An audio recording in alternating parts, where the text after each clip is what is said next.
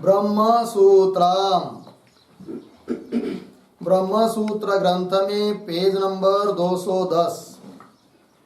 210 page के ऊपर से 7 नंबर की पंक्ति है। मिल गया? तो क्या लिखा है?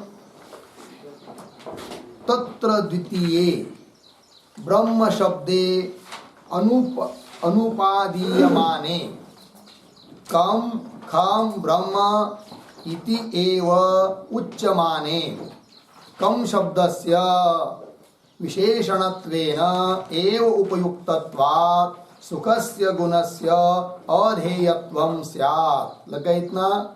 चलिए भाई, तो बात यह चल रही है कि प्रथम अध्याय का द्वितीय पाद का यह चतुर्थ अधिकरण चल रहा है और इस अधिकरण का विचार विषय वाक्य है य एष अक्षणी पुरुषो दृश्यते एष आत्मा इति इत्यादि। ठीक है, तो आँख में दिखाई देने वाला जो पुरुष है वो कौन है, यह प्रश्न।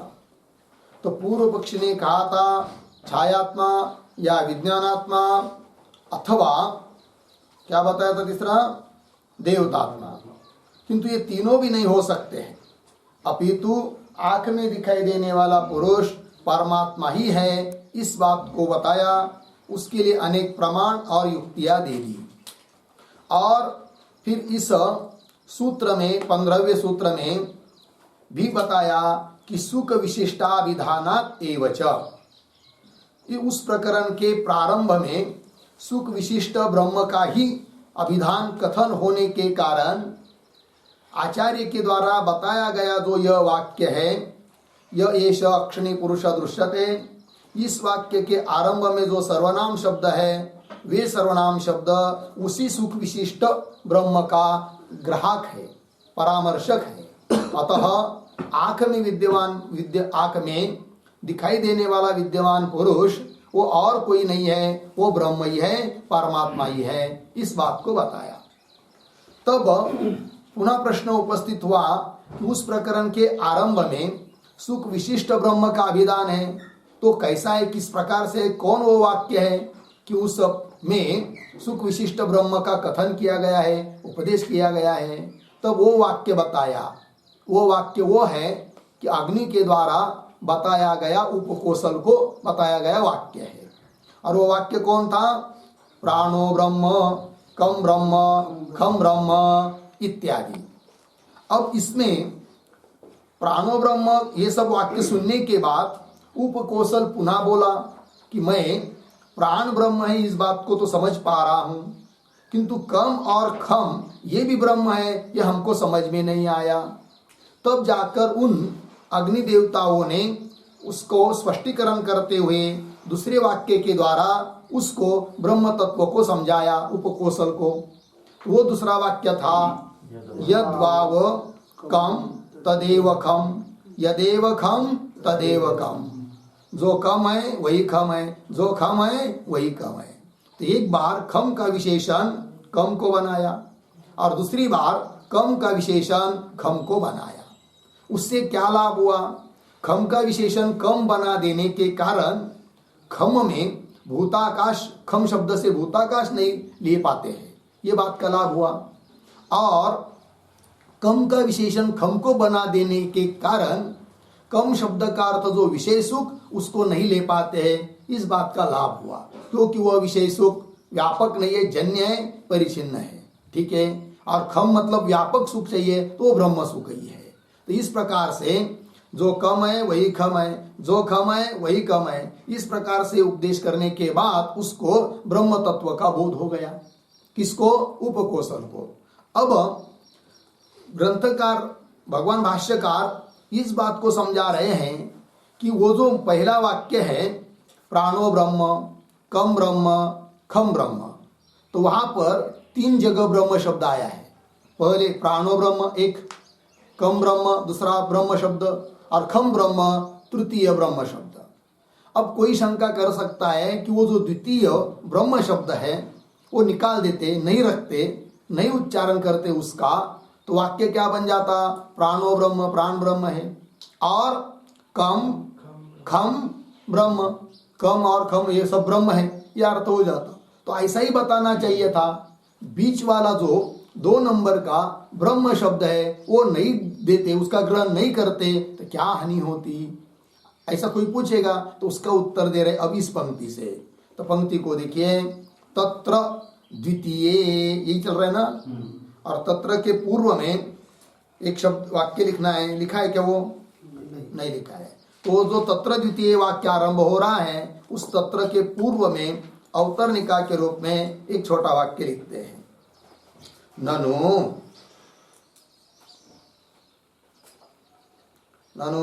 एकम ब्रह्म एव, एकम ब्रह्म एव अत्र ध्येयं चेत्, अत्र ध्येयं चेत् अर्धविराम, द्वितीयं ब्रह्मपदम्, द्वितीयं ब्रह्मपदं किमर्थम्, किमर्थम् इति अतः आह तत्र इति। ठीक है, देखो भाई अर्थ। तो शंका कर रहा है कोई कि एकम ब्रह्म, एक ही ब्रह्म यदि ध्येय है तो द्वितीय 2 नंबर का ब्रह्म शब्द देने की क्या जरूरत है? कम खम ब्रह्म इतना ही कह देते तो काम चल जाता, क्योंकि ध्येय तो क्या है, एक ही ब्रह्म है, 2 ब्रह्म तो है नहीं है। तो द्वितीय ब्रह्म पदम, ब्रह्म पद, दूसरा ब्रह्म पद किस लिए, तब उत्तर दे रहे हैं भगवान भाष्यकार।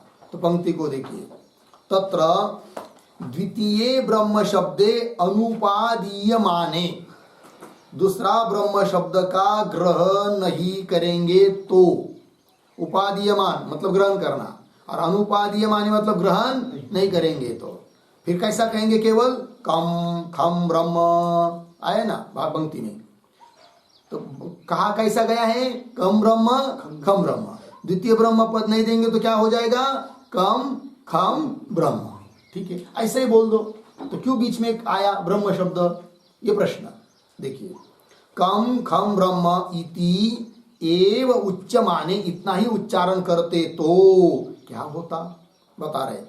कम शब्दस्य विशेषणत्वेन, तो कम खम ब्रह्म ये बोलने से खम का विशेषण बन रहा है कौन? कम। तो कम केवल विशेषण का काम कर रहा है, ठीक है ना। तो वही लिखा है, कम शब्दस्य विशेषणत्वेन एव उपयुक्तत्वात्, उसका उपयोग केवल, कम का उपयोग केवल कितने काम के लिए हो रहा है? केवल विशेषण के रूप में हो रहा है। तो विशेषण के रूप में हो रहा है मतलब क्या कर रहा है वो ये कर रहा है कि भूताकाश में जो भूतत्व है उसकी व्यावृत्ति कर रहा है ख में, क्योंकि ख का वो विशेषण है कौन? कम। तो विशेषणत्वेन, ये आया है कि नहीं, उसका अर्थ लिखिए। विशेषणत्वेन मतलब खस्य भूतत्व व्यावर्तकत्वेन, खस्य भूतत्व व्यावर्तकत्वेन,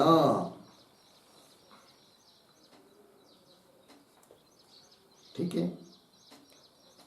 ख का विशेषण क बन जाने के कारण वो क्या करता है विशेषण क? तो ख में जो ख का अर्थ जो भूताकाश, वो हर जगह व्यवहार में लिया जाता है, वो नहीं ले पाएंगे। तो भूतत्व व्यावर्तक हो गया वो, अर्थात ब्रह्म ही लेंगे, ठीक है। किंतु कम यह केवल विशेषण का काम कर रहा है, और विशेषण का काम क्या होता है जी? इतर की व्यावृत्ति कराना।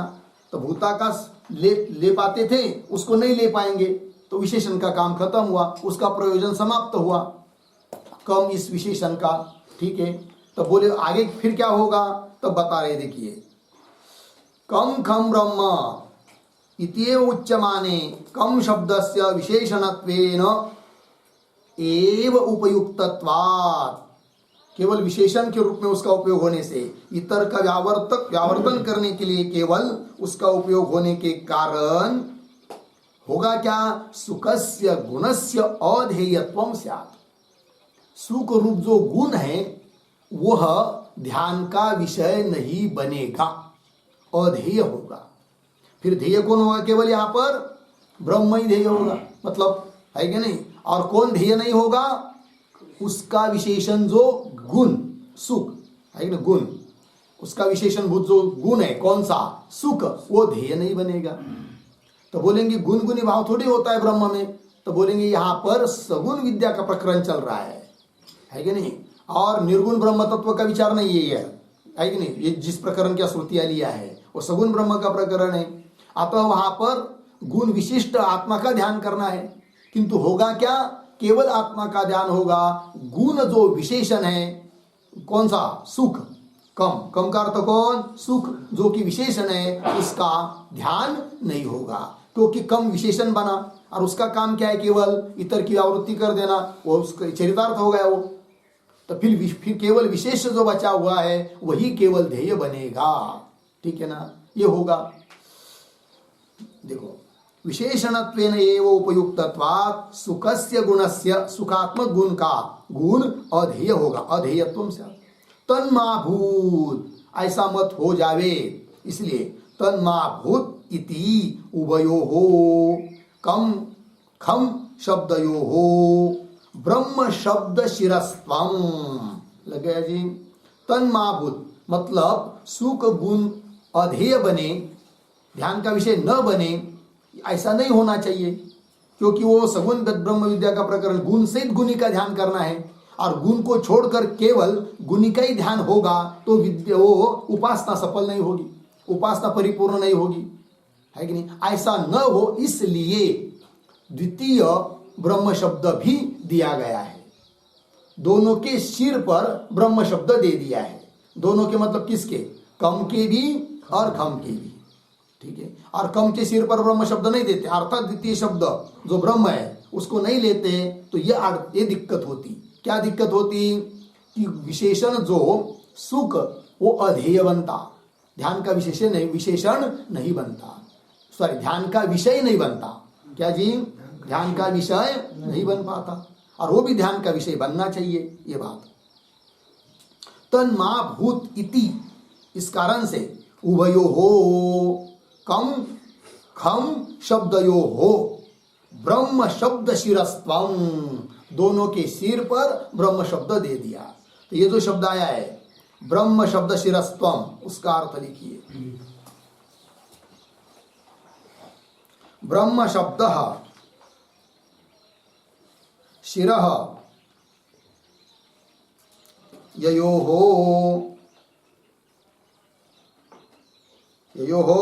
तत्वं, तत्वं मतलब ब्रह्म शब्द शिरस्त्वं,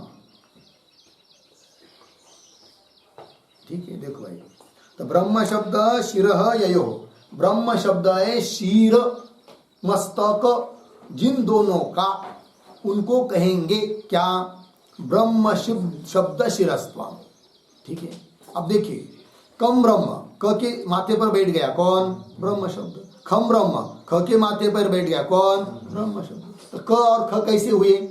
ब्रह्म शब्द है सिर पर जिनके, ऐसे हो गए, ठीक है? वही कम खम शब्दयोः ब्रह्म शब्द शिरस्त्वं, कैसा वो आकार दे रहे? कम ब्रह्म खम ब्रह्म इति।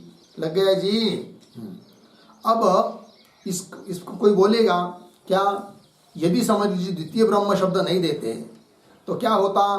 सुख ध्यान का विषय नहीं बनता। लग गया ना? तो मत बनने दो, क्या दिक्कत है? केवल ब्रह्म का ध्यान कर लेंगे, ऐसा कोई बोलेगा तब तो उसके लिए उत्तर दे रहे आगे के पंक्ति में, इष्टम ही सुखस्यापि गुणस्य गुणिवत् ध्येयत्वम्। मिल गया जी? ये जो पंक्तियां, ये इष्टम इत्यादि, इष्टम के पूर्व में छोटा वाक्य, सुखस्य गुणस्य अधेयत्वे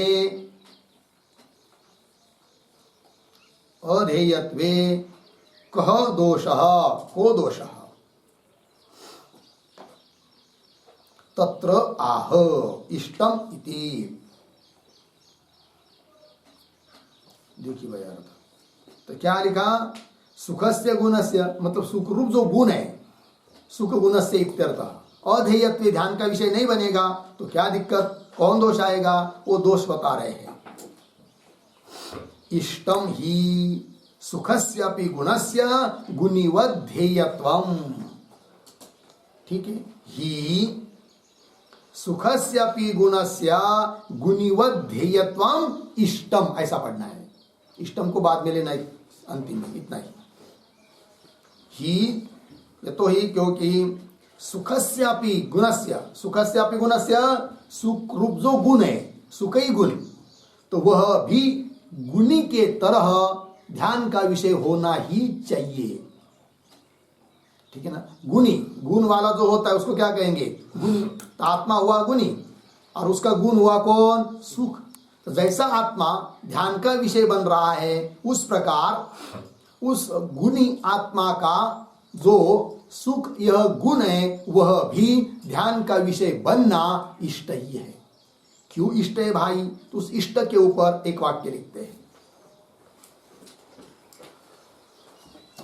मार्गोक्त्या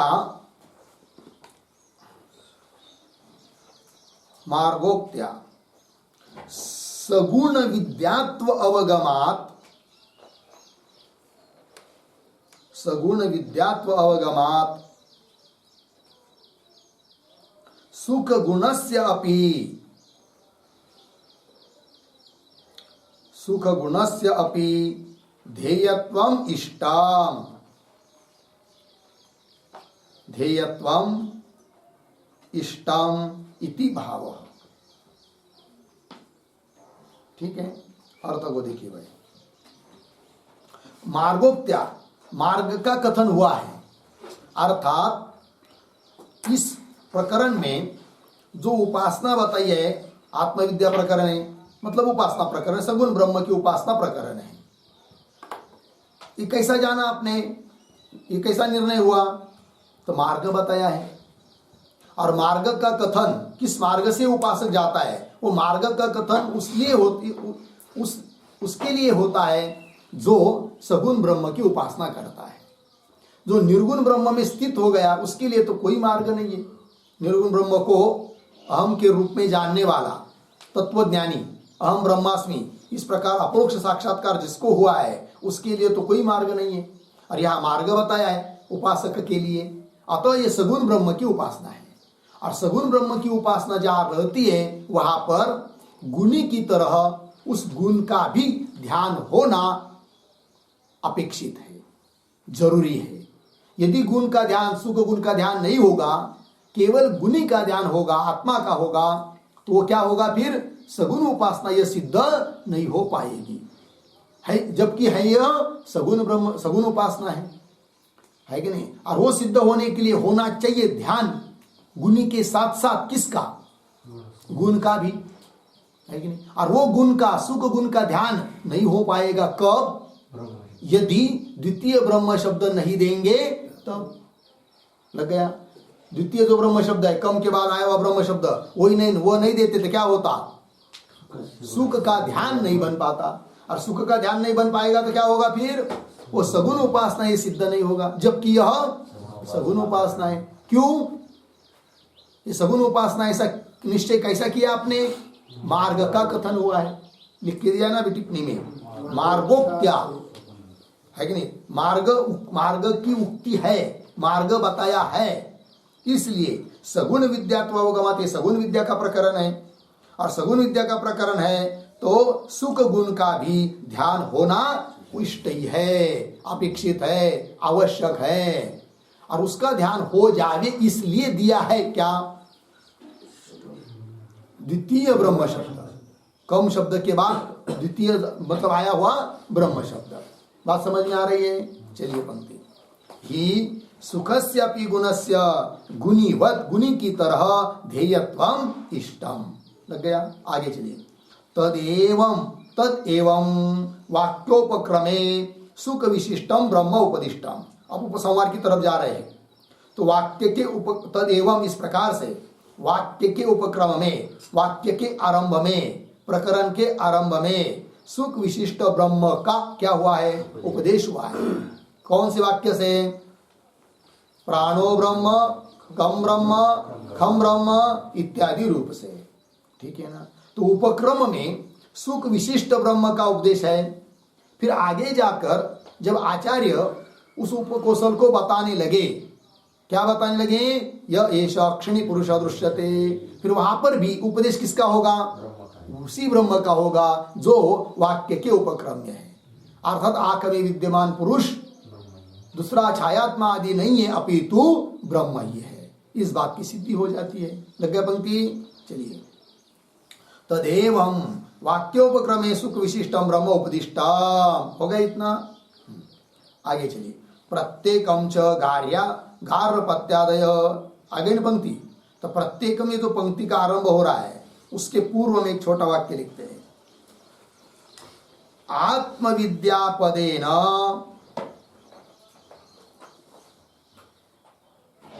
आत्मविद्यापदेन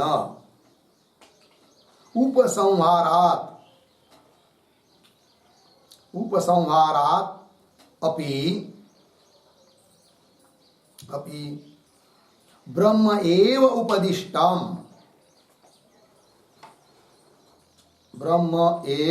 उपदिष्टम इति आह, प्रत्येकम इति। ठीक है।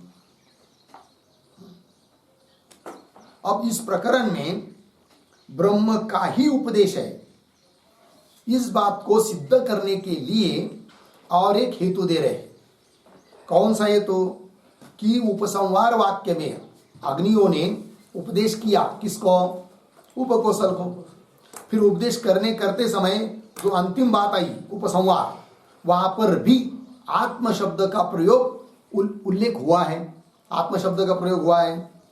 इसलिए भी आत्मविद्या ऐसा शब्द, इस प्रकार का क्या शब्द प्रयोग किया गया है, कहां पर, उपसंहार में। इससे भी सिद्ध होता है कि इस प्रकरण में उपदेश किया है किसका, आत्मा का ही उपदेश किया है, ब्रह्म का ही उपदेश किया है। वही कह रहे हैं, आत्मविद्या पदेन, आत्मविद्या पद का उच्चारण करके उपसंहार होने के कारण भी ब्रह्म एव उपदिष्टम।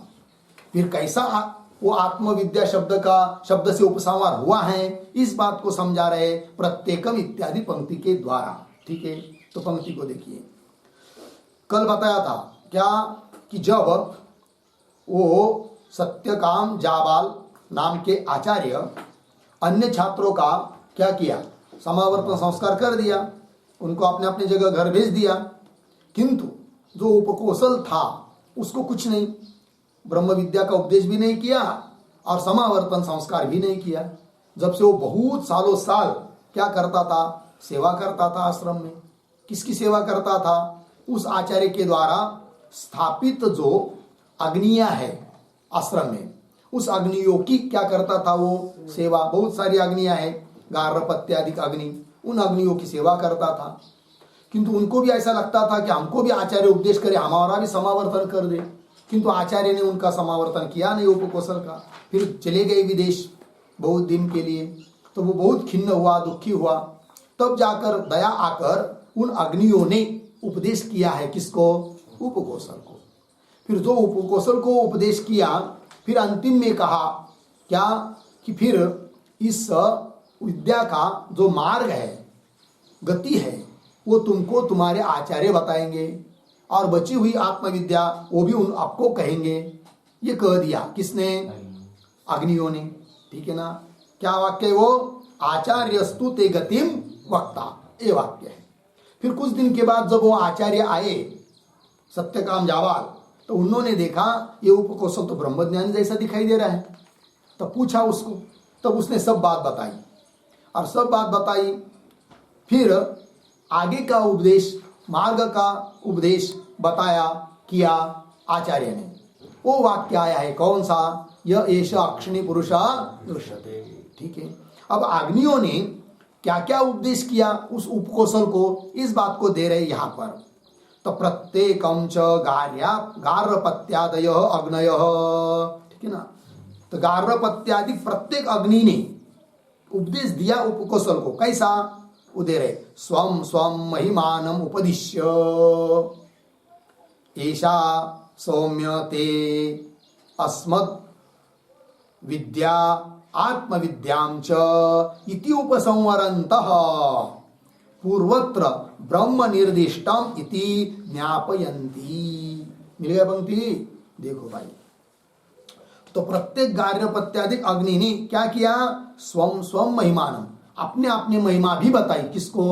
उपकोशल को। अपने अपनी महिमा बताई मतलब उस अग्नि विद्या का भी उपदेश किया और उसके साथ साथ आत्मविद्या का भी उपदेश किया।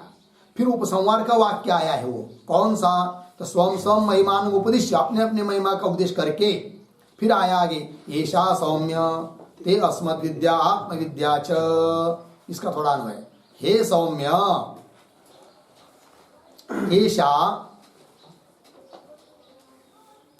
अस्मत् विद्या आत्मविद्या च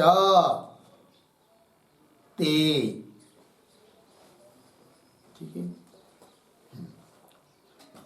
हे सौम्य मतलब हे उपकोशल जी महाराज, शुद्धंतकरण क्या कि येषा यह अस्मत् विद्या, अस्मत् विद्या मतलब अग्नि विद्या, और उस च आया और उसके साथ साथ आत्मविद्या, दोनों विद्या आपको बताई।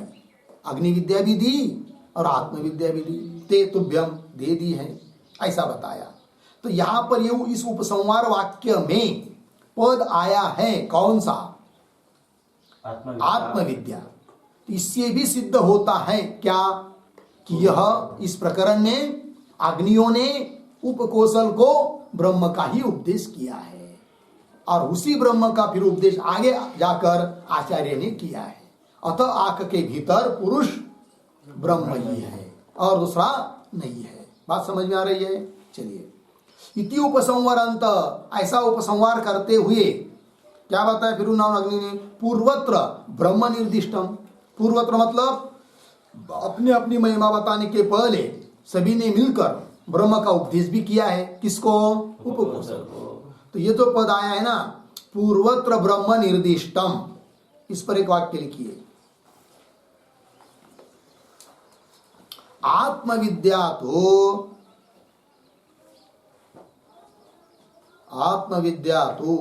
पूर्वम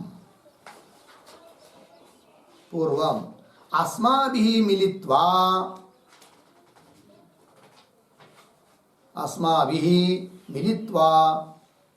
आगे उद्धरण चिन्ह में प्राणो ब्रह्म कम ब्रह्म खम ब्रह्म इति, उद्धरण चिन्ह बंद, इति उक्ता इत्यर्थ। ठीक है, चलो भाई। तो पूर्वत्र ब्रह्म निर्दिष्ट मतलब वो अग्नियां कहती है कि आत्मविद्या तो पहले ही हम लोगों ने मिलकर आपको बता दी है, प्राणो ब्रह्म कम ब्रह्म खम ब्रह्म इत्यादि रूप से। हो गया ना? तो पूर्वत्र ब्रह्म निर्दिष्टम इति ज्ञापयन्ति, ऐसा ज्ञापित कर रही है, द्योतित कर रही है ये उपसंहार वाक्य से कि अस्मद् विद्या आत्मविद्या च आपको बता दी है करके। हो गया ना? अब इसी वाक्य में एक पद आया है, स्वम स्वम महिमानम उपदिश्य, अपने अपने महिमा को भी उन्होंने उपदेश किया। किसको? उपकोशल को। तो किस अग्नि ने अपनी कौन कैसी महिमा बताई, अपनी महानता अपनी श्रेष्ठता बताई, उसके बारे में थोड़ा लिख लेते हैं। स्वम स्वम महिमानम, इसके ऊपर तो लिखेंगे नंबर 1, पृथ्वी अग्नि अन्नम आदित्य इति मम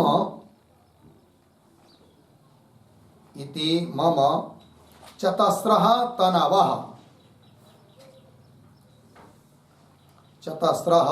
तनवः बराबर शरीराणि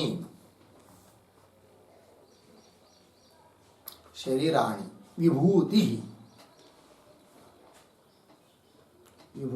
पूर्ण विराम। तत्र आदित्ये दृश्यमानः पुरुषः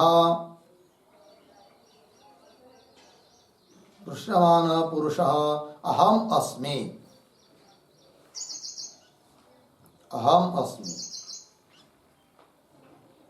इति इति गार्हपत्याग्नि इति गार्हपत्याग्नि उपकोसलं प्रति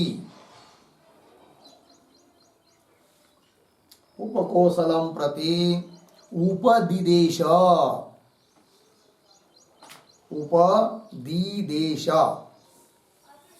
बराबर उपदेशं कृतवान।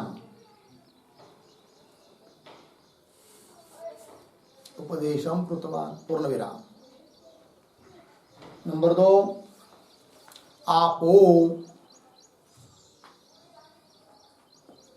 दिशो नक्षत्राणि चंद्रमा इति मम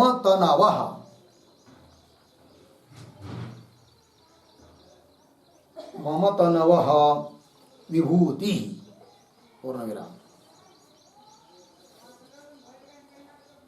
विभूति। आगे तत्र चंद्रमंडले दृश्यमानः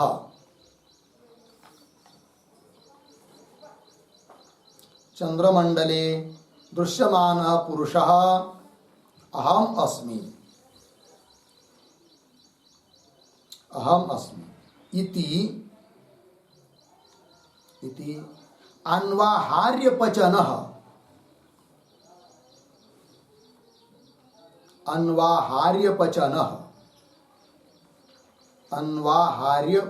बराबर अन्वाहार्याग्नि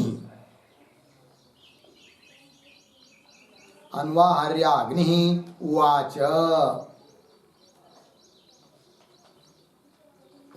पूर्ण विराम। नंबर 3 प्राणः आकाशो द्यौः विद्युत् इति मम विभूतिः। पूर्ण विराम। तत्र विद्युति दृश्यमानः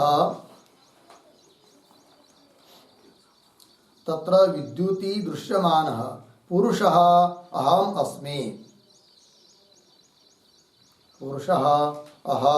अस्मि पूर्ण विराम। इति स्वमहिमानम्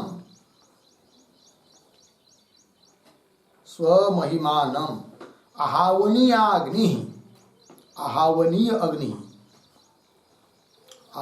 अग्नि जगाद बराबर उक्तवान इति भाव। पूर्ण विराम। इयम्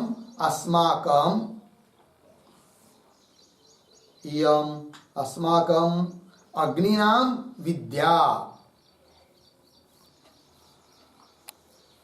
विद्या प्रत्येकं तुभ्यम उक्ता।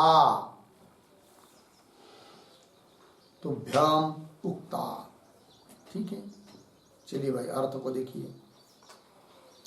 तो 3 अग्नि है, तो उसमें सबसे पहले गार्हपत्य अग्नि ने उपकोसल को उपदेश किया है। क्या बताया आपने? महिमा बताई पहली, फिर ब्रह्म विद्या। तो क्या बताया? पृथ्वी, अग्नि, अन्न, आदित्य, सूर्य, ये सब मेरे 4 तनव है, शरीर है, अर्थात मेरी विभूतियां है ये 4। और उसमें आदित्य मंडल में दिखाई देने वाला जो पुरुष है ना, वो मैं हूं। इस प्रकार गार्हपत्य अग्नि ने अपनी महिमा उपकोसल को बताई। हो गया। फिर उसके बाद दूसरा अग्नि अन्वाहार्य अग्नि, जिसका नाम अन्वाहार्य अग्नि है, उन्होंने क्या बताया? उन्होंने भी अपनी महिमा बताई कि आप जल, दिशा, नक्षत्र और चंद्रमा, ये सब मेरी विभूतियां हैं, ये बताया। और उनमें जो चंद्रमंडल है, उसमें दिखाई देने वाला जो पुरुष, वो मेरा स्वरूप है, मुख्य स्वरूप है। ये बात बताई। इस प्रकार अन्वाहार्य पचन अर्थात अन्वाहार्य अग्नि ने अपनी महिमा बताई। ठीक, फिर उसके बाद आहावनीय अग्नि ने भी अपनी महिमा बताई। क्या कि प्राण, आकाश, द्युलोक, स्वर्गादि लोक और विद्युत इति ये सब मेरी विभूतियां हैं। तत्र उसमें जो विद्युत है, उस विद्युत में दिखाई देने वाला जो पुरुष तत्व, चैतन्य तत्व है, वो मेरा स्वरूप है, ये बताया। इति इस प्रकार से स्व महिमानम अपनी अपनी महिमा को बताया। आवनीय अग्नि ने भी बताया, जगाद उक्तवान इति इयम अस्माकम अग्निनाम विद्या, यह हम लोगों की अग्नियों की विद्या, प्रत्येक की विद्या तेरे को उपकोशल जी आपको बताई। ठीक है ना, ऐसा बताया है उन अग्नियों ने। आइए मूल में, प्रत्येकम च गार्हपत्यादय अग्नय स्वं स्वं महिमानम उपदिश्य एषा सौम्य ते अस्मद् विद्या आत्मविद्या च इति उपसंवरन्तः पूर्वत्र ब्रह्म निर्दिष्टम इति ज्ञापयन्ति। है कि नहीं, अपने अपने महिमा का बताकर ये बताया, आत्मविद्या ऐसा पद आया है, इसका मतलब पूर्व में, क्योंकि यहाँ पर अस्मद् विद्या उन्होंने बताई, इसका मतलब पूर्व में उन्होंने मिलकर आत्मविद्या का उपदेश किया है, ये द्योतित हो जाता है, लग गया ये कहने से। आगे चलिए, आचार्यस्तु ते गति वक्ता, मिल गया ना। अब फिर आचार्य ने आकर भी उपदेश किया उपकोशल को। तो कोई बोलेगा ठीक है, प्रकरण के आरंभ में ब्रह्म का उपदेश किया गया है, अतः यह एषः अक्षिणी पुरुष, इस वाक्य में जो कि वाक्य अग्नि के द्वारा उच्चारित नहीं अपितु आचार्य के द्वारा कहा गया है, तो हो सकता है आचार्य ने और किसी चीज का उपदेश किया होगा, छायात्मा आदि का, और अग्नि ने उपदेश किया होगा ब्रह्म का, ऐसा मान लो। फिर बाद में आचार्य ने भी ब्रह्म का ही उपदेश किया है, यह एष इत्यादि पंक्ति में, ये कैसा बोल रहे हो आप, ऐसी कोई शंका कर सकता है। तो उसका उत्तर देने के लिए पंक्ति आ रही है, आचार्यस्तु। अतः आचार्य इस पंक्ति के पूर्व में एक छोटा वाक्य लिखते हैं,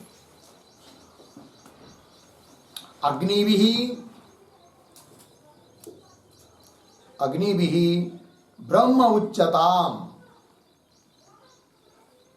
ब्रह्म उच्यताम अर्धविराम, गुरुणा छायात्मा उच्यताम, छायात्मा उच्यताम वक्तृभेदात् इति तत्र आह आचार्य इति, तत्र आह आचार्य इति। ठीक है, कोई कहेगा कि अग्नियों के द्वारा ब्रह्म का उपदेश हुआ है, ये मान लेंगे हम, किंतु गुरु जो है सत्यकाम जावाल आचार्य, उनके द्वारा छायात्मा का उपदेश मान लो, क्योंकि वक्ता भिन्न हुआ, अग्नि अलग वक्ता है और आचार्य उनसे भिन्न वक्ता है, वक्ता भिन्न हुआ तो उपदेश को भिन्न मान लो, ऐसी कोई शंका कर सकता है।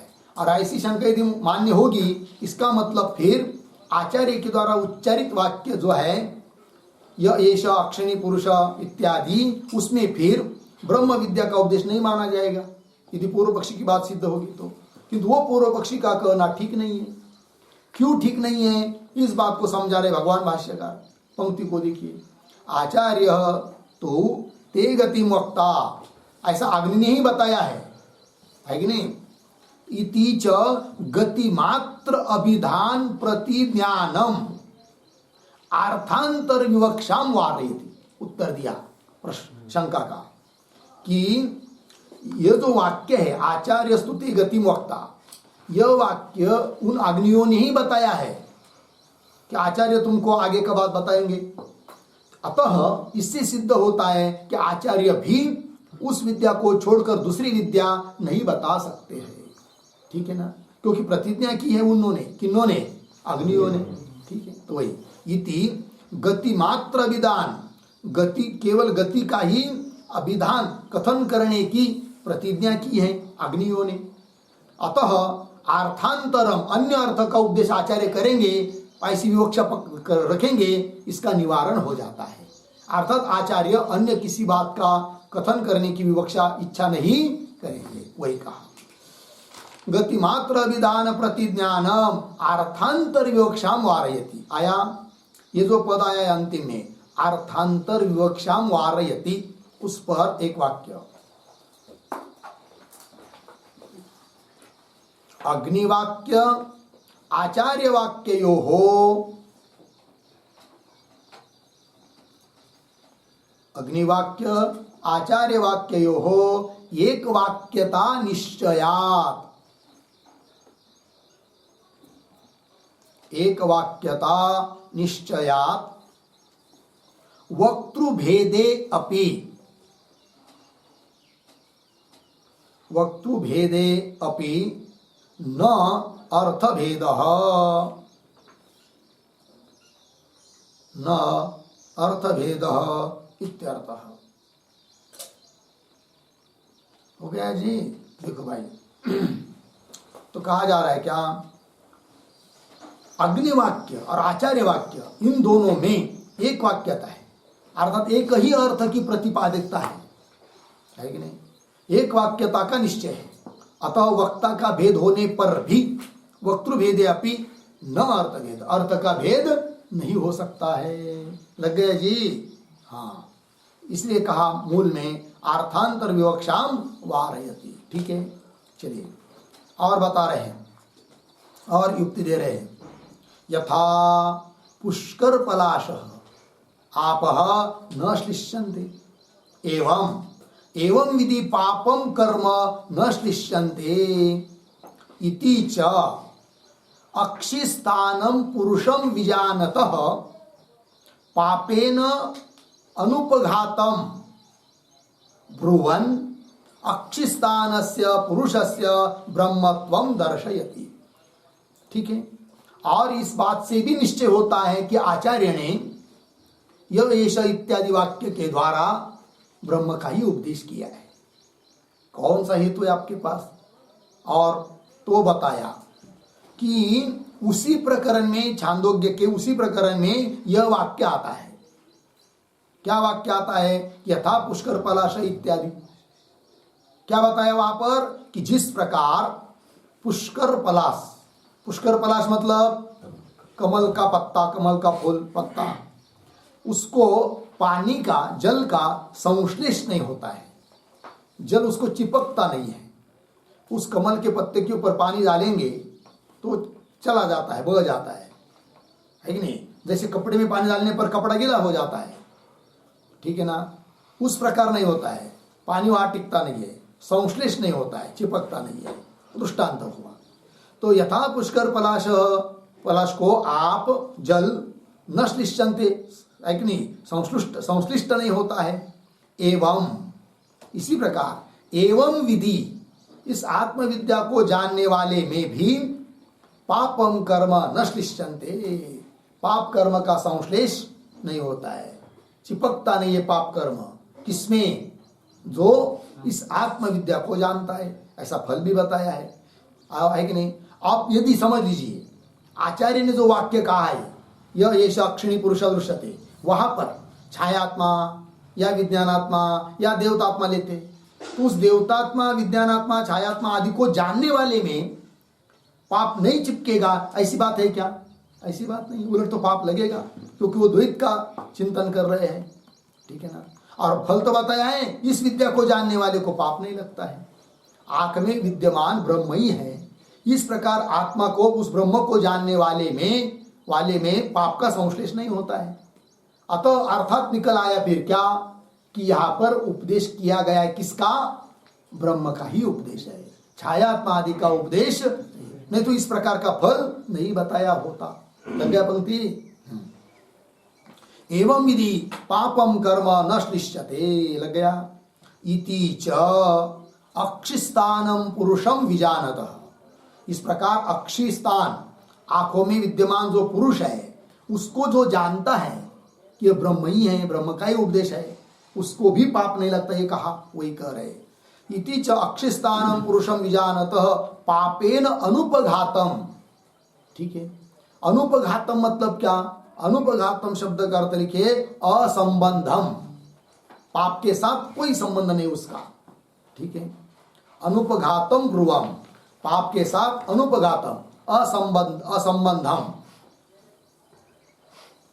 ब्रुवन कहते हुए अक्षिस्थानस्य पुरुषस्य, अक्षिस्थान में जो पुरुष है वह ब्रह्म ही है, इस बात का निश्चय होता है। ठीक है, अक्षिस्थ पुरुष कौन है? ब्रह्म है। अक्षिस्थानस्य पुरुषस्य ब्रह्मत्वं दर्शयति, दर्शयति, दर्शयति का कर्ता कौन है? श्रुति। कौन श्रुति? यथा पुष्कर पलाशय इत्यादि श्रुति। ठीक है, आगे चलिए। तस्मात् प्रकृतस्य एव ब्रह्मणः अक्षिस्थानतां संयद्वामत्वादि गुणतां च उक्त्वा अर्चिरादिकां तद्विदः गतिं वक्ष्यामि इति उपक्रमते। हो गया? पंक्ति को देखिए क्या कहा जा रहा है। तस्मात् इसलिए प्रकृतस्य एव ब्रह्मणः, प्रकृत जिससे आरंभ हुआ है, प्रकृत मतलब प्रारंभ, प्रस्तुत है कि नहीं? वह उस प्रकरण में प्रस्तुत कौन है? आरंभ किससे हुआ है? ब्रह्म का कथन करने का आरंभ हुआ है। तो प्रकृतस्य ब्रह्मण, प्रकृत जो ब्रह्म है, प्रस्तुत जो ब्रह्म है, उसी के बारे में बताया कि वो कैसा है भाई? अक्षिस्थानता। ठीक है ना, मतलब अक्षिस्थानत्व है, अक्षि में आंखों में रहता है, और संयत्वामत्वादि गुण उसमें है। ठीक है ना, संयत्वामत्वादि गुणताम जो उक्त्वा, उस ब्रह्म में गुण कह कर उक्त्वा, उक्ता मिला। उक्त्वा की बात क्या है? थोड़ा कैसा पढ़ते उक्त्वा की बात देखिए, एक शब्द छोड़कर। उक्त्वा तद्विदः, फिर पीछे आइए, अर्चिरादिकाम गतिम वक्ष्यामि। ठीक है, तो उस ब्रह्म में ही अक्षिस्थानत्व संयद्वामत्वादि गुण कहकर, ठीक है, उस तद्विद, उस अक्षिस्थ पुरुष ब्रह्म को जो जानता है, उसके लिए मैं आप गति बताऊंगा। कौन गति? अर्चिरादिकाम गति, अर्चिरादि गति। अर्चिरादि एक मार्ग है, उसको देवयान कहते हैं, ब्रह्मपद कहते हैं, वह आ रहा है आगे के सूत्र में। तो अर्चिरादिकाम गति मोक्षामी गति कहूंगा। इति उपक्रमते, ऐसा उपक्रम किया है, आरंभ किया है किसने? आचार्य ने। आचार्य ने कौन से पंक्ति से? आगे दृश्यते, आंख में जो पुरुष दिख रहा है वो ब्रह्म ही है, और उसको जानने वाले की, उसको जो जानता है कि ब्रह्म ही है करके, उसकी क्या गति होती है? आंख में विद्यमान पुरुष आत्मा है, और वो हमारा उपास्य है, और उस उपास्य तत्व को जो जानता है तो उसकी गति क्या होती है, किस मार्ग से वो चला जाता है, वो मैं कहूंगा। ऐसा बताया है किसने? आचार्य ने। ठीक है, तो यह एष अक्षणी पुरुष दृश्यते एष आत्मा इति होवाच, वही आत्मा है इति। लग गया? चलिए, तो ये 15 नंबर के सूत्र का भाष्य यहाँ पर पूरा हुआ है। अब जागे इसी अधिकरण में और सूत्र बचाए, शायद एक अंतिम नहीं, 2 सूत्र है ना, 16-17। तो 16वां सूत्र आ रहा है, तो सूत्र का उच्चारण कर लेते हैं। श्रुतोपनिषद का गत्यभिधानाच्च,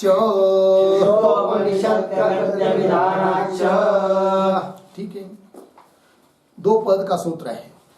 श्रुतोपनिषद का गत्यभिधानात् च, ये 2 पद है। ठीक है, इस सूत्र के बारे में लिखेंगे, बहुत सरल उसका भाव है।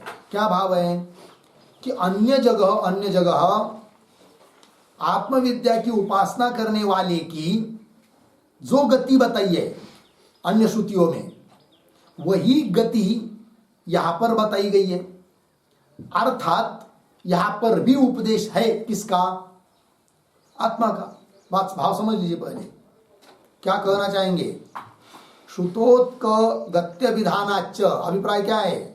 तो ये कहना चाहते हैं सूत्रकार कि अन्य जगह श्रुतोत्क की, अर्थात ब्रह्म उपासक की जो गति बताई है, वही गति इस प्रकरण में भी बताई है। अतः फिर यह भी उपदेश किसका होगा? ब्रह्म का ही होगा, आत्मा का ही होगा। इससे भी सिद्ध हो जाता है कि यह ऐसा अक्षणी पुरुष दृश्यते, यहां पर ब्रह्म का ही उपदेश है। अन्य का। यदि ब्रह्म का उपदेश यहाँ नहीं मानेंगे तो यहाँ पर जो गति बताइए वो नहीं बतानी चाहिए, क्योंकि वो गति अन्य जगह उनके लिए बताई गई है कि जो ब्रह्म की उपासना करते हैं, और वही गति यहाँ पर बताइए, अतः यहाँ पर भी ब्रह्म उपासना ही कही गई है, ये सिद्ध हो जाता है। ठीक है, ये बता रहा है सूत्र। अब इस सूत्र के बारे में थोड़ा लिख लेते हैं हम लोग। तो चलिए, तो लिखिए सूत्रावतरण।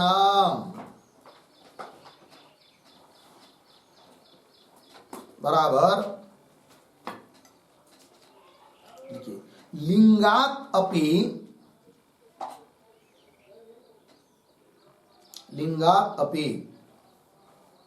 अक्षिस्थान पुरुषः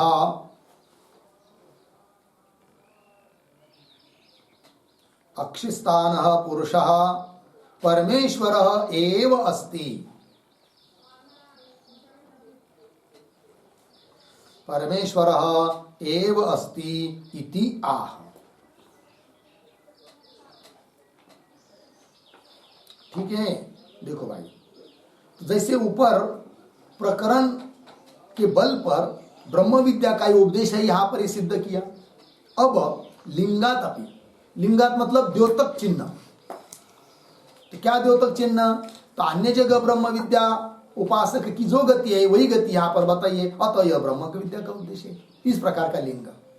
तो लिंगात अपि अक्षिस्थान पुरुष, आंख में विद्यमान पुरुष परमेश्वर ही है, इस बात को बता रहे हैं। ठीक, तो सूत्र आता है नीचे के पंक्ति में सूत्र, तो आप लोगों ने लिख लिया होगा। श्रुतोपनिषद गत्य विधानाच 1, 2, 16 पदच्छेद। श्रुतोपनिषद गत्य विधानात च, अब नीचे पदार्थोक्ति।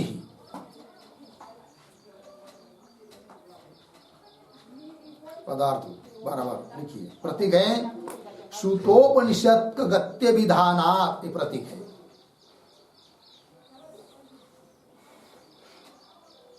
उसका अर्थ लिखिए बराबर श्रुता, विग्रह लिखा देते, श्रुता बराबर अनुष्ठिता, अनुष्ठिता उपनिषद रहस्यम बराबर सगुण ब्रह्मोपासनम, सगुण ब्रह्मोपासनम ये न सह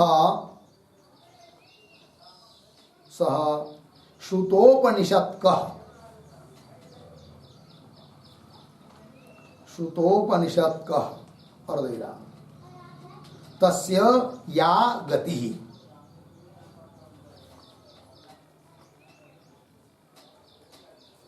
तस्य या गति बराबर देवयानाख्या गति, देवयानाख्या गति। कौंस में लिखिए मार्ग, कौंस बंद। आगे श्रुतौ स्मृतौ च प्रसिद्धा अस्ति, श्रुतौ स्मृतौ च प्रसिद्धा अस्ति अर्धविराम। तस्याः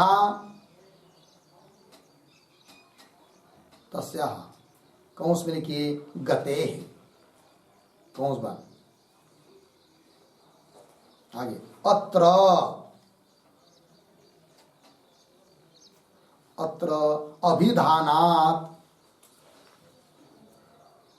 अभिधानात बराबर कथन रूप लिंगात, कथन रूप लिंगात बराबर अक्षि पुरुष विदः सा एव गति, सा एव गति। उद्धरण चरण चिन्ह में आदित्यात् चंद्रमसम उद्धरण चिन्ह बाद इत्यादौ कथनात् आगे च यह प्रतीक है, च बराबर अपि, अपि। आगे अक्षिस्तस्य पुरुषस्य, अक्षिस्तस्य पुरुषस्य ब्रह्मत्वं निश्चीयते।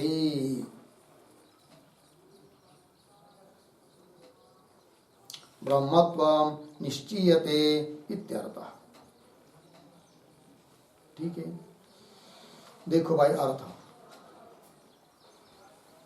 तो श्रुता, श्रुता मतलब अनुष्ठिता। क्या? उपनिषद रहस्य। उपनिषद रहस्य मतलब सगुण ब्रह्मोपासना। रहस्य का अर्थ है उपासना। सगुण ब्रह्म की उपासना अनुष्ठान की है जिसने, ये न सह, उसको कहेंगे क्या? श्रुतोपनिषद का, श्रुतोपनिषद का, जिसने सगुण ब्रह्म का, ब्रह्म की उपासना का अनुष्ठान किया है। तस्य या गति, उसके लिए जो गति बताइए वही गति यहां पर बताइए। तो वही करे, तस्य या गति, गति मार्ग। कौन सा मार्ग बताया उसके लिए? देवयानाख्या गति, देवयान मार्ग बताया है, अर्चिरादि मार्ग, ब्रह्म पथ।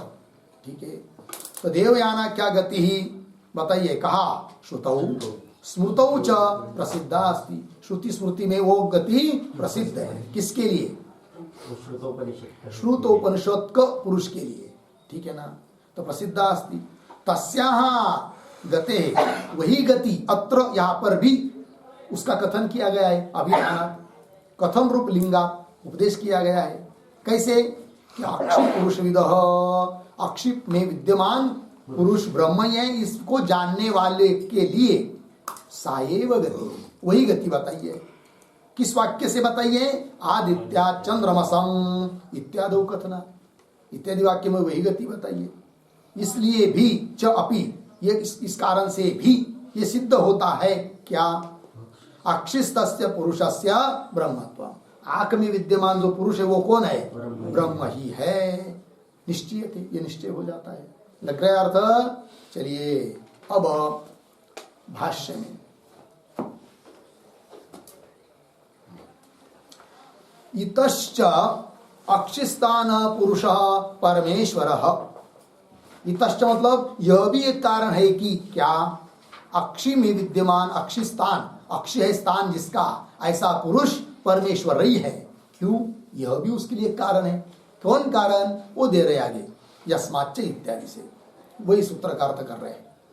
इतश्च अक्षिस्तान पुरुष परमेश्वर, यस्मात्, जिस कारण से कि श्रुतोपनिषद कस्य प्रतीक है, उसका अर्थ कर रहे श्रुत रहस्य विज्ञानस्य। मिला? उसका अर्थ है श्रुत रहस्य विज्ञानस्य ब्रह्मविदः या गति। तो श्रुत रहस्य विज्ञानस्य मतलब क्या? उसके लिए भी, उसका भी अर्थ लिखिए। श्रुत रहस्य विज्ञानस्य बराबर अर्थ लिखिए उसका, अनुष्ठित सगुण ब्रह्मोपासनस्य, अनुष्ठित सगुण ब्रह्मोपासनस्य, अनुष्ठान किया है सगुण ब्रह्म के उपासना का जिसने। हो गया ना? चलिए मूल में, भाष्य में, श्रुत रहस्य विज्ञानस्य, आगे पद आया ब्रह्मविदः, आया ना? तो ब्रह्मविद मतलब कौन? निर्गुण निराकार ब्रह्म तत्व को मय के रूप में जानने वाला, वो नहीं लेना। फिर ब्रह्मविदः, इसका अर्थ लिखिए, भाष्य में आया है ब्रह्मविद, उसका अर्थ लिखिए सगुण ब्रह्म ज्ञानिनः, सगुण ब्रह्म ज्ञानिनः बराबर उसका भी अर्थ सगुण ब्रह्मोपासकस्य इत्यर्थः, सगुण ब्रह्मोपासकस्य इत्यर्थः। हो गया जी? चलिए भाई आइए मूल में। तो श्रुत रहस्य विज्ञानस्य मतलब अनुष्ठान किया है सगुण ब्रह्म की उपासना का जिसने, ऐसा जो ब्रह्मवेत्ता अर्थात सगुण ब्रह्म का उपासक, उसकी, षष्ठी है ना, ब्रह्मविद षष्ठी है, उसकी या गति, जो गति, कौन गति? देवयानाख्या गति, प्रसिद्धा, प्रसिद्ध है। कहा? श्रुतौ, कौन श्रुति में प्रसिद्ध है वो कि भाई सगुण ब्रह्म की उपासना करने वाले की गति देवयान मार्ग से होती है करके, वो श्रुति कौन है? तो श्रुति दे रहे आगे, अथ उत्तरेण तपसा ब्रह्मचर्येण श्रद्धया विद्यया आत्मानं अन्विष्य आदित्यम अभिजयन्ते इत्यादि ये सब वाक्य है। ठीक है, तो इतने कई पहले देख लेंगे। तो थोड़ा अन्वय, अथ तपसा ब्रह्मचर्येण श्रद्धया विद्यया आत्मानं अन्विष्य, फिर भी चाहिए एक शब्द छूटा है, उत्तरेण आदित्यम अभिजयन्ते। हो गया, चलिए अर्थ। अथ, अथ का मतलब होता है देहपात के बाद, जब सगुण ब्रह्मोपासना करने वाला जो व्यक्ति है उसका देह का, शरीर का प्रारब्ध जब समाप्त होता है, देह गिर जाता है, उसके बाद उसकी गति किस मार्ग से होती है? तो उसने जो अनुष्ठान किया है, उसका जो तप है, तप मतलब स्वधर्म का आचरण उसने किया है, स्वधर्म आचरण रूपी तप, और ब्रह्मचर्य का पालन वो भी तप है कि नहीं? और श्रद्धा और विद्या, विद्या पद आया ना, विद्या का अर्थ लिखिए उपासना। विद्या मतलब उपासना, विद्या का अर्थ उपासना। मिल रही, शब्द मिल रहे कि नहीं? फिर आगे क्या है? आत्मानम अन्विष्य। तो आत्मानम अन्विष्य इसका अर्थ लिखिए आत्मानम ध्यात्वा, क्योंकि सगुण ब्रह्म का प्रकरण चल रहा है। आत्मानम अन्विष्य का अर्थ लिखिए आत्मानम ध्यात्वा, अर्धविराम। थोड़ा लिख लेते इस पर एक टिप्पणी ही। तो लिखिए आत्मानम ध्यात्वा अर्धविराम, आगे तया ध्यान विद्यया, तया ध्यान विद्यया उत्तरम देवयान मार्गम प्राप्य, उत्तरम देवयान मार्गम प्राप्य तेन उत्तरेण पथा, तेन उत्तरेण पथा आदित्य द्वारा, आदित्य द्वारा सगुण ब्रह्म स्थानम गच्छन्ति, सगुण ब्रह्म स्थानम गच्छन्ति इत्यर्थ हो गया। देखो तो आत्मानम अन्विष्य ऐसा आया है, मतलब आत्मानम ध्यात्वा, आत्मा का ध्यान करके, तया ध्यान विद्या, उस ध्यान विद्या के द्वारा उत्तरम देवयान मार्गम, उत्तर मार्ग अर्थात देवयान मार्ग, उसको प्राप्त होकर तेन उत्तरेण पथा, उत्तर मार्ग से वो चला जाता है आदित्य द्वारा, आदित्य आदि के माध्यम से सगुण ब्रह्म के स्थान को पहुंच जाता है। ठीक है, अभिजयन्ते आया है कि नहीं मूल में, आदित्यम अभिजयन्ते, अभिजयन्ते का अर्थ है प्राप्नुवन्ति, प्राप्त होते हैं।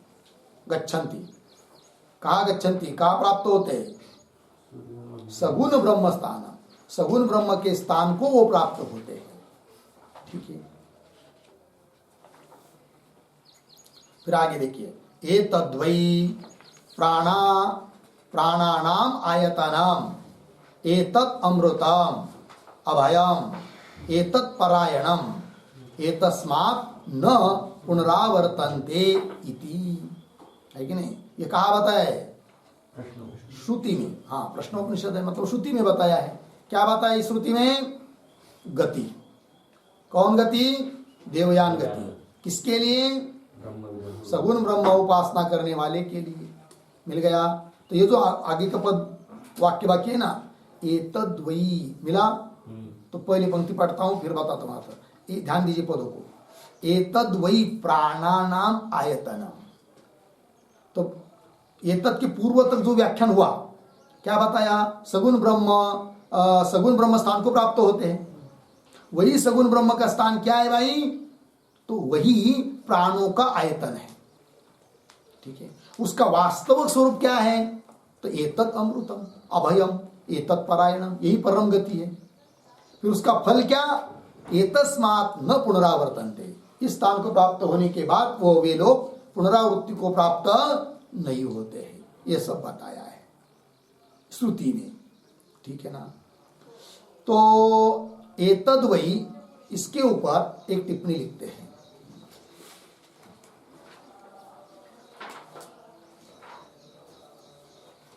लिखिए, अथ बराबर,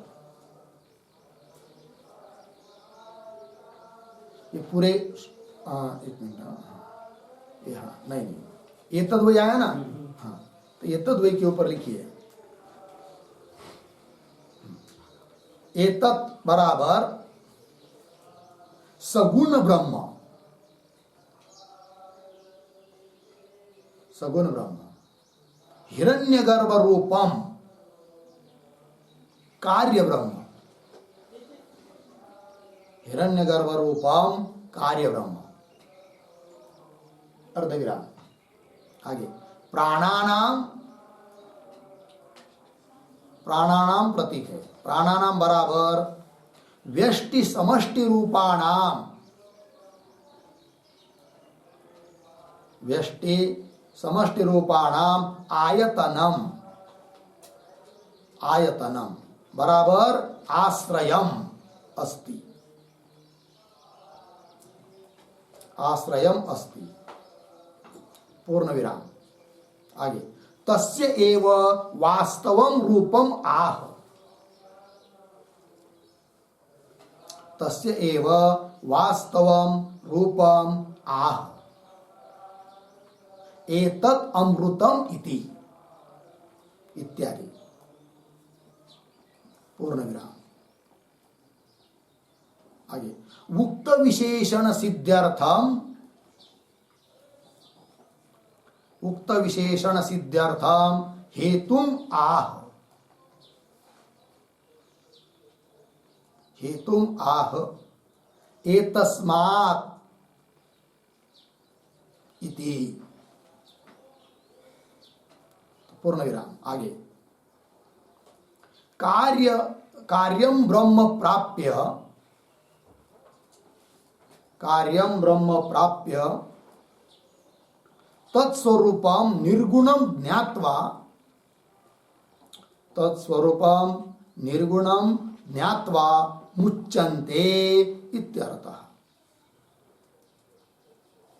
मुच्यन्ते इत्यर्थः। हो गया ना, देखो भाई अर्थ। तो एतत् पदा, एतत् मतलब सगुण ब्रह्म, हिरण्यगर्भ रूप कार्य ब्रह्म, ठीक है, वो लेना है। तो वो कैसा है? प्राणानाम प्रतीक है, प्राणानाम मतलब प्राणों का आयतन है, प्राण शब्द से दोनों लेंगे, व्यष्टि प्राण समष्टि प्राण, तो व्यष्टि समष्टि रूपाणाम प्राणानाम आयतनम, आयतन मतलब आश्रय है, ये बताया। तो इस प्रकार के कार्य ब्रह्म को प्राप्त होते हैं कौन?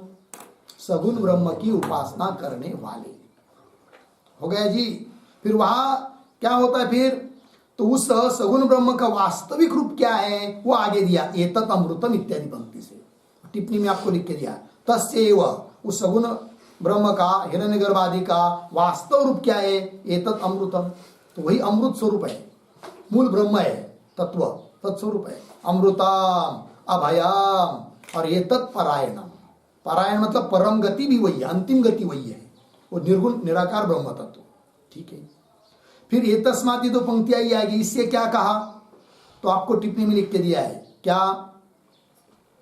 तो उक्त विशेषण सिद्ध्यर्थम, अभयम अमृतम, इसकी सिद्धि करने के लिए हेतु बता रहे क्या? एतस्मात्, ये निर्गुण ब्रह्म का ही प्रतिपादन, वास्तव मूल रूप का प्रतिपादन है, इस बात को सिद्ध करने के लिए फल बताया अंतिम में, एतस्मात् इत्यादि पंक्ति से। तो एतस्मात्, उस ब्रह्म तत्व को प्राप्त होने पर न पुनः आवर्तन्ते, पुनः आवृत्ति को प्राप्त नहीं होते हैं। टिप्पणी में लिख के दिया आपको, कार्यम ब्रह्म प्राप्त, पहले तो कार्य ब्रह्म को प्राप्त हुए सगुण ब्रह्म उपासक, हिरण्यगर्भ आदि लोग को प्राप्त हुए, वो अभी विस्तार से आगे लिख के देंगे आपको। तो कार्य ब्रह्म को प्राप्त होकर फिर तत्स्वरूपम, उसके वास्तविक स्वरूप जो निर्गुण स्वरूप है उसको जानते हैं, और उस निर्गुण स्वरूप को जानकर मुक्त हो जाते हैं।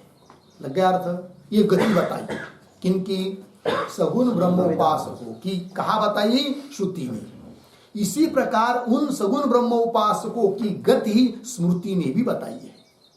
तो गीता का वाक्य आ रहा है, ठीक है, तो स्मृति में भी बताइए। फिर इससे क्या होगा कि जो गति सगुण ब्रह्म उपासक की, ब्रह्म उपासक की अन्य जगह श्रुति स्मृति में बताई है, वही गति यहां पर बताई है। अतः यहां पर भी उपदेश है किसका?